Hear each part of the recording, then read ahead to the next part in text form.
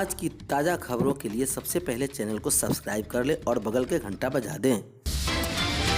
इस वक्त नियोजित शिक्षकों के लिए सबसे बड़ी खबर आ रही है। अभी सोशल मीडिया में वायरल मैसेज में यह बताया जा रहा है कि अपर मुख्य सचिव के पाठक ने टीईटी शिक्षक संघ, बिहार पंचायती राज director, BPSC chairman, BPSC examination control तथा 3 अन्य के खिलाफ माननीय सुप्रीम कोर्ट में एसएलपी स्पेशल लीव पिटीशन दायर किया है। इस संदर्भ में जब पटना हाई कोर्ट के विद्वान अधिवक्ता मृत्युंजय बाबू से बात किए तो उन्होंने जो जानकारी दी काफी चौंकाने वाली खबर है। पटना हाई कोर्ट के विरुद्ध अधिवक्ता मृत्युंजय बाबू ने बताया कि दिनांक 22/9/2023 को माननीय पटना उच्च न्यायालय द्वारा CWJC नंबर 8158/2023 एवं CWJC नंबर 9356/2023 की सुनवाई करते हुए वर्ग 1 से 5 की कक्षा के शिक्षकों की योग्यता में बीएड को शामिल करने के मामले में राज्य सरकार द्वारा माननीय सर्वोच्च न्यायालय द्वारा पारित आदेश के प्रति लगाते हुए एक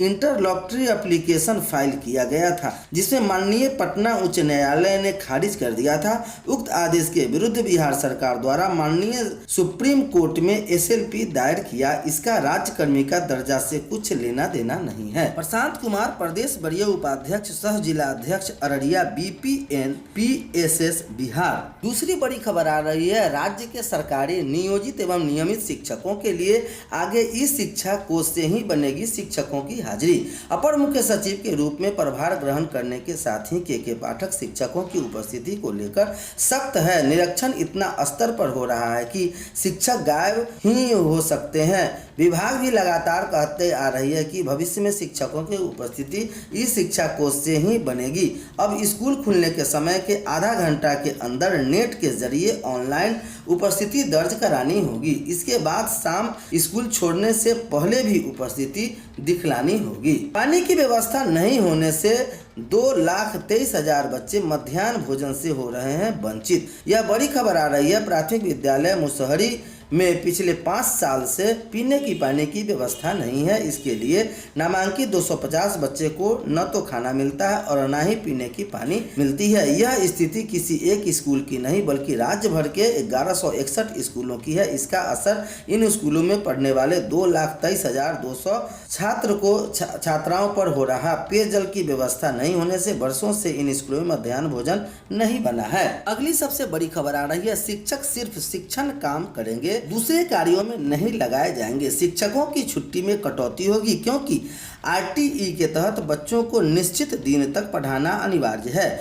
इस तरह की बातें पिछले दिनों खूब हुई, हंगामा भी खूब मचा, RTE दुहाई भी खूब दी गई, शिक्षा सुधार की बातें भी तेज हुई, लेकिन पितृपक्ष मेला कारण सारे नियम एक बार फिर टूटते नजर आ रहे हैं। 2, 4, 10 नहीं, शहर के 38 स्कूल पिंडदानियों के लिए खाली करा दिए गए हैं और 440 शिक्षकों को पितृपक्ष मेले में प्रतिनियुक्त कर दिया गया है। दूसरी स्कूल में शिफ्ट पितृपक्ष मेले की शुरुआत हो रही है और इसी के साथ शहरी स्कूलों के बच्चों को पढ़ाई बुरी तरह प्रभावित होने जा रही है। शहर के 38 स्कूल को आवासन स्थल बना दिया गया है और यहाँ के बच्चों को दूसरे स्कूलों में शिफ्ट करने का निर्देश जारी कर दिया गया है। बुधवार को स्कूली की सूची भी जारी कर दी गई है। इस स्कूल के बच्चे कहां जाकर पढ़ाई करेंगे, लेकिन सूची देख अंदाजा लगाया जा सकता है कि 15 दिन तक बच्चों की पढ़ाई कैसे होगी। अंदाजा इससे भी लगाया जा सकता है कि T model half time school के वर्धा मध्य विद्यालय में शिफ्ट कराया गया है और वर्धा मध्य विद्यालय टी मॉडल से करीब 2-2.5 किलोमीटर दूर है।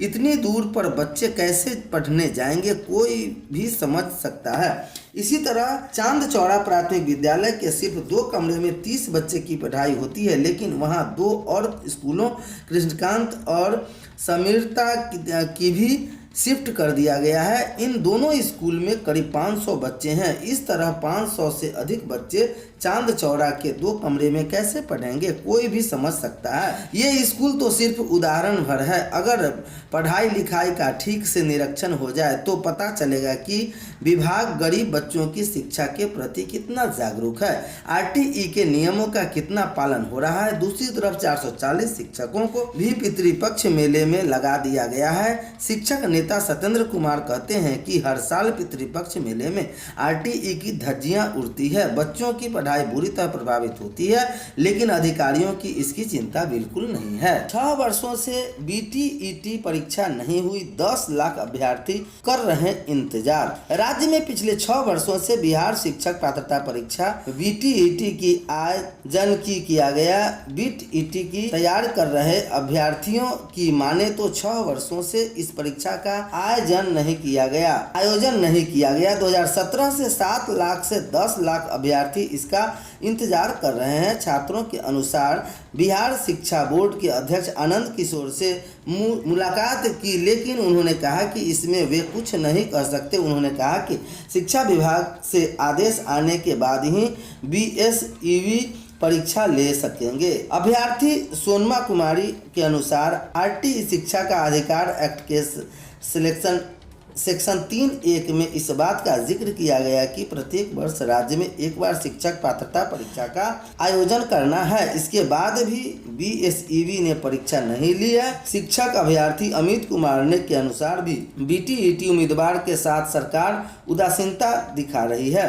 जिस तरह से साल में 2 बार सीटेट की परीक्षा होती है, ठीक उसी तरह बिहार में कम से कम 1 बार बीटीईटी की परीक्षा होनी चाहिए। सत्यम कुमार के अनुसार सरकार को बीपीएससी से पहले बीटीईटी की 1 बार परीक्षा लेनी चाहिए। नियोजित शिक्षकों की बहाली में स्कूलों में शिक्षकों की कमी को दूर किया जा सकता है। शिक्षाविद गुरु रहमान की माने तो सरकार के द्वारा की गई सालों में बीटीईटी परीक्षा नहीं लेना लापरवाही है।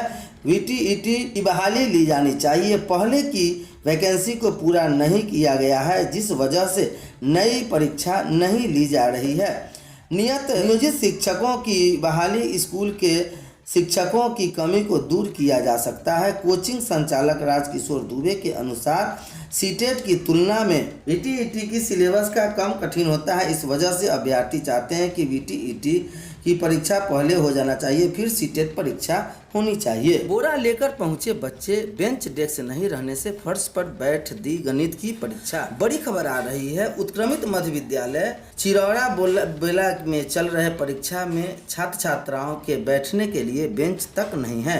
जमीन पर बोरा बिछाकर बच्चे गणित की परीक्षा देते दिखे। बच्चों ने बताया कि उन लोगों के लिए यहाँ बेंच डेस्क नहीं है। अन्य दिनों में वे लोग पढ़ाई भी ऐसे ही करते हैं। प्रधानाध्यापक सुभाष प्रसाद सिंह ने बताया कि उनके विद्यालय में यह समस्या है। यहाँ 713 छात्र छात्रा हैं, कुल 11 शिक्षक हैं। इसमें 1 से 6 तक के बच्चों को बोरा बिछाकर पढ़ना पड़ता है। 7 से 8 के लिए ही बेंच है। एमडीएम के लिए पर्याप्त प्लेट नहीं है। रसोईया का घर भी जर्जर है। इससे बारिश में काफ़ी परेशानी होती है, मगर जिम्मेदार लापरवाह है।